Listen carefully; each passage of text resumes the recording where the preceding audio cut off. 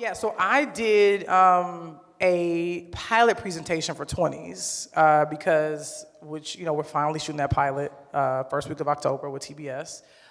Tweet TBS as much as you want and say order to series. But I did a pilot presentation of it because I had written this around 2006, 2007. And to catch people up real quick, 20s is about a queer black girl living in Los Angeles trying to chase her dreams and fucking everything up along the way. And her two straight best friends, and her right? two very straight best friends. It was very loosely based on my sort of trio and me being a transplant in Los Angeles. And it really was inspired by, because I went to an early screening of Girls that HBO had, and I went and saw it, and I was like, oh. And people can, I know. Oh, I can do that. Yeah, but it was also this thing of, it was such a shift in culture. And people can feel how they want to feel about Lena Dunham, they can feel how they want to feel about the show, but you can't deny that something shifted after that show happened. And I remember seeing it, and yes, there was a little bit of a synergy because we share the same name, and we're not that far apart in age.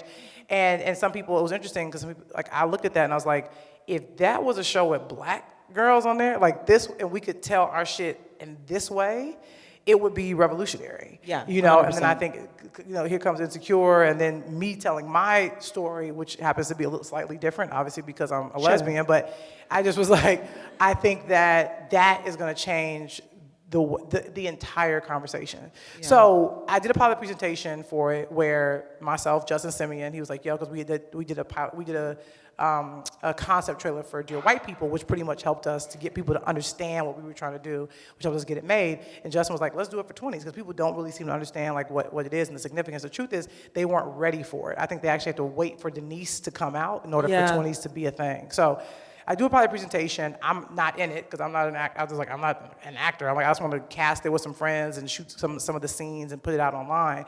And it quickly took off.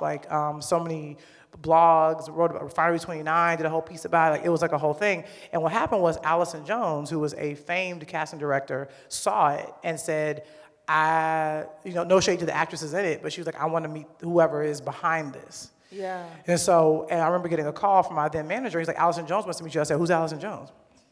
He's like, well, she's cast Freaks and Geeks, Bridesmaids, Fresh Prince of Bel-Air, and Veep, and all Heard of things. Heard of those? And I was like, okay, know those. And so I was like, well, I'm not casting anything. And they were like, well, it's a general, but she just wants to meet you. So I was like, okay. So I go in her office and we sit down, and she's the loveliest person. She has a little house as her casting studio. And she's like, do you have any interest in acting? And I said, I do not. I was like, I'm a writer. And she's like, okay, well, and she obviously has great taste. And so we talked about TV. Right. I talked about TV. We talked about all these different things. And I think she was very surprised about some of the things that I was into and that I liked. And she was like, well, look, let me just bring you in for some stuff just for shits and giggles. Yeah. I was like, okay. And she did. And I booked a small part in season 2 of The Comeback, which was such a thought becoming a thing, because I was obsessed with season 1 of The Comeback. I was one of those sort of cult followers of that show, and thought it was so brilliant, so ahead of its time. So when it came back for season 2, so it's funny because my agent was like, do you know what The Comeback is? I said, I'm obsessed with The Comeback. I will come in, and it happened to be an episode that Michael Patrick King was directing. Yeah. So she just brought me, Michael wasn't in the room, obviously because he was busy, so she brought me in. I said a couple lines, and she was like, yeah, Michael picked you to be the interviewer that sends Valerie Cherish down to sort of a tailspin. I was like, okay. So I get this gig, and I'm going to a freaking hotel on location, and I'm in a scene with Lisa Kudrow, and Michael Patrick King is directing me. And that's your first acting scene. First acting gig. Were you calm that day? I was pretending to be. Because, and mind you, I'm a bitch that I not only did I watch Friends religiously, but I would listen to it with the commentary. Yeah.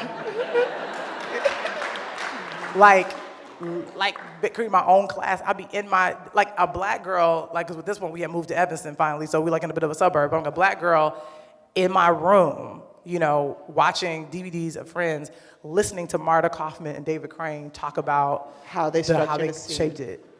And also I would go to sleep to Michael Patrick King's voice talking about story arcs on Nerd. It's okay. You know what? I own it. But there are things I know about the show that even probably Sarah Jessica Parker has forgotten about, Right. So so now I'm in this space, and I really soaked it up. Yeah. Because I watched Lisa, think about adding another and. She's like, if I do an and there, is that sort of like she's thinking, she's wondering, she's insecure, she's like, she keeps saying and she keeps digging into a hole, and Michael's like, yeah, I like that, like, she's like, she should try to get up, she should be pacing, she should sit down, she should start sweating, and I'm like watching them, and then I go like, I did get nervous, I said, I kind of want to pitch a thing on my line, and I was like, can I maybe say it like this, and he was like, oh yeah, that's great, I like that, I was like, okay, cool. It was phenomenal, and so I did that, and it was amazing and fun. And then, and she called me for a couple other things. Like she actually called me in for like what would ultimately become Amy Schumer's train wreck. She called me in for a role for Veep, and then what happened was I got a call from her office one day that was interesting. It was, hey, can you go meet Aziz Ansari and Alan Yang at Aziz's house? And I was like, sure. But to their credit, they did this cool thing where they were like, we don't want to do like regular auditions. They're like, they literally asked Allison, can you just send us interesting people? Yeah. So by the grace of God, Allison Jones said, you should see Lena Waithe. Yeah. And so I go to their house, and here's the thing, all they know is they need a girl for their crew. Mm-hmm. That's their thing. They're like, we want a chick for our crew. Yeah. So, and I think what they thought was like, yeah, we'll have a girl, in the crew that ultimately could be a love interest for Dev. I mean, he fell in love with you in a way. So I walk in, and because of all the practice, you know how, like, general staff meetings, Exactly. You're so used to your life story rolls off your tongue like, for like water at this point. So I go to Aziz's house, like I park my little, raggedy car, walk by his Tesla, go inside. And I sit down, and here's the other great thing, how God works. I had recently fallen in love, with my fiance. So I had this so I'm like floating. I'm like, you can't tell me nothing. And I got this like story about like You're so confident. I had drinks with her.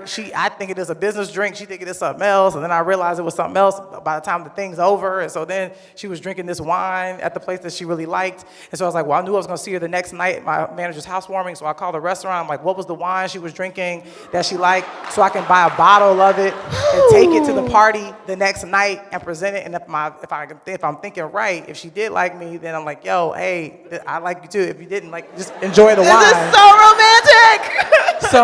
So I tell them that story, and I'm talking about this, and you can just tell that they're sort of like, who is this bitch? Like, what's going on? You took over. So, and it was like, and they were like, yeah, you got 30 minutes. So I go in there, and I was like, and I'm like, dressed as myself, like fucking like lesbian as fuck. I'm just like all this like talking shit. And so, and that was it. And I was like, okay. And then I got a call. Oh, Aziz wants you to read with him. Like, so it's like, so they're like, okay, we want to read with this girl. So, and it's like written as a straight person, so it's so funny because I'm just like, okay, like I'm gonna just fucking do that. So I go into Allison's office and I go in and I read. But the thing was, I did ask Allison's office. I said, because I'm a writer. I was like, can I punch it up a bit? Yeah. And they're like, she's like, sure. Yeah. So what happens is when I go to read, Aziz doesn't know what I'm gonna say. So he says, because he doesn't know I'm punching He knows up. his lines. He knows his shit. He's sitting there reading it, and I throw something at him, and I said something like, I explain what a thought was in the thing, and that wasn't in the original script. Yeah, which wound up in an episode, and he's like laughing, and Alan Yang is laughing, Allison Jones is, and so I walk out of the audition like, well, that went well. Yeah. But there was an instant thing. I mean, for people who really love the show, like the moment Aziz and I started talking to each other, like you can just feel there's this very odd commonality that we have. I think there's something to do with otherness. Yeah. Right? Like he's an other type, you know? I mean, he's an Indian kid that grew up in fucking South Carolina with like a black female nanny, and his parents have an arranged marriage. He has a younger brother named Anise who's into fucking wrestling and all this kind of shit. Like they're like fucking, it's like but he also is like so into like black culture and not in an exploitative way. Like he'll ask me stuff. He'll like, Lee, you heard the new Kanye? I'm like, nah, what? Play the shit. What's going on? Like he's on top of things even before I am, and it was just a very natural thing. And so I just went through the process. I came back in and I read it again, and then I tested, and he did a very smart thing. Like because when you go in for a test, like for a test audition at this point, these are the people that they want to show the network and studio. Yeah. So, and so they usually have to show the network and studio like 2 options. So I'm in there, and there's the liliest, like white, like straight girl ever. And I'm going like, you're reading Denise? And she's like, yeah, I'm surprised I don't bump into you even more often. I was like, okay, so we made the little joke. And, and I remember thinking, I was like, because just my writer brain, and I made a note of that. I said, oh, they're playing the game a very smart Barack Obama way. They're basically going to say to Netflix, like, and it was very early. I mean, like, this was Master of None, like one of the first, like, you know, scripted shows that they did. And they were like, here's the old way of doing it. Like, if you want to go that route, we can. Yeah. You can have the straight, cute white girl, you know, who I may end up dating, whatever.